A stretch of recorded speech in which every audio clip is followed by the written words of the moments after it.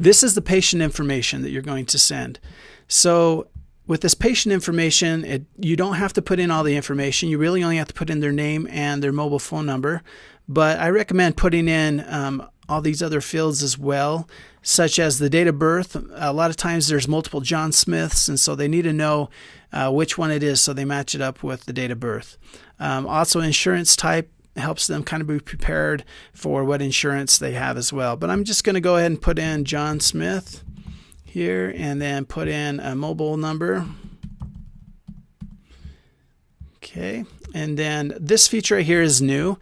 Occasionally, John Smith has already been sent to Dr. ReferralWeb before, and sending them a referral text message is a little confusing, saying, hey, I sent you to ReferralWeb, Dr. ReferralWeb.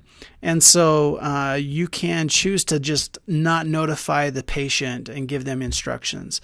But most of the time, you're going to want to notify the patients about the referral and give them driving directions and information about Dr. ReferralWeb. So leave that unchecked unless you just don't want them to get information.